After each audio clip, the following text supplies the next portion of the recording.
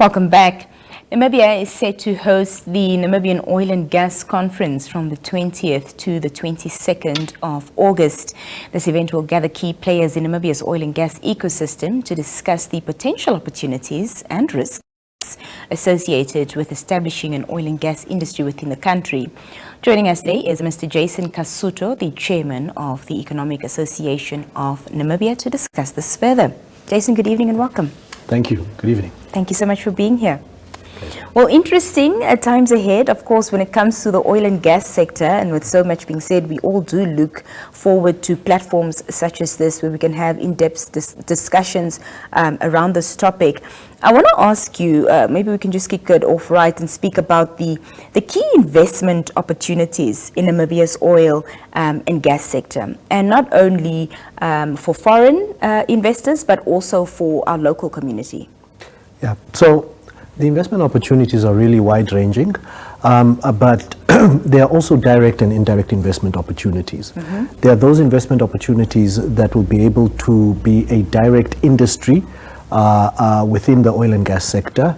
You're looking at plus 57 industries. Not all of them hold that capacity in Namibia currently. Mm-hmm. But of course, on your larger ticket items like large infrastructure expansion and so on, deeper pockets are needed in collaboration with Namibian financiers, international financiers, of course. But when we're looking at the support base that's required, or support services that are required in order to plug into the industry, definite opportunity for local SMEs to participate, and hopefully for our financiers locally to lend that hand and take a bit of that risk and support our local businesses. Mm-hmm.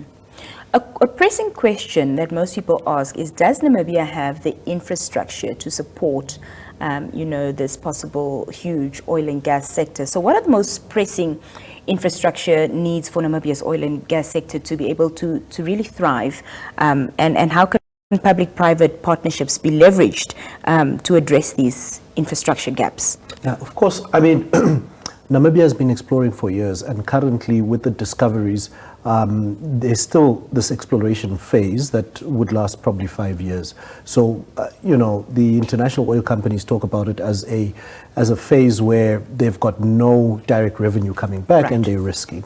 So Namibia, if the question around infrastructure is to be answered accurately, no, not ready currently. And of course, the industry has not been able to take that leap yet into production, for example.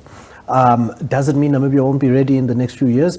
I definitely, and we envision that it should and it will be ready. But infrastructure requirements, especially in our towns of Walfish Bay and Luderitz, would currently not suffice for the growing demand that will be coming. Mm-hmm. What economic models, Jason, best support the sustainable development for this country's oil and gas sector?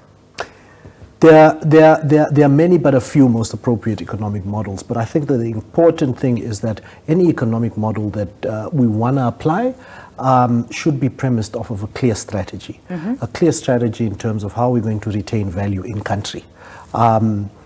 Is our aim just to collect taxes and royalties, or is our aim to build the human capital of Namibians to be able to have the skills to be able to retain that value and to ensure that inclusive growth takes place in terms of the economic outputs where Namibian businesses are participating? So not only do we focus on the human capital, but allowing businesses and that human capital to feed into entrepreneurship and businesses that can participate. So I think really the strategy should inform the economic model, which shouldn't be a difficult question to answer, but the strategy is cornerstone. I'm glad that you touched on the skill aspect there, because I wanted to ask, how can Namibia ensure that it has a skilled workforce to meet the demands of the growing oil and gas sector, and what role should education institutions play in all of this, if at all? I think educational institutions have got a very big role to play, plus they're presented with an opportunity. Of course, a big workforce will be required.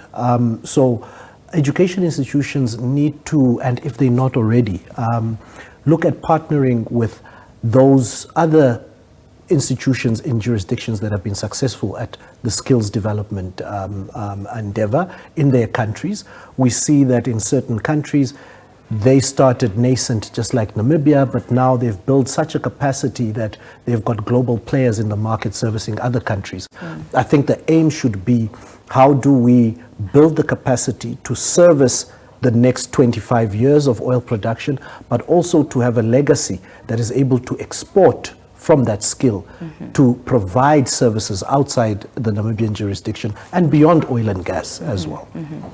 I know, of course, the 20th of August is still ahead of us, but preparations, of course, are ongoing, and we will have you back for a discussion closer to the time. But what is it that will be, unpacked at this conference?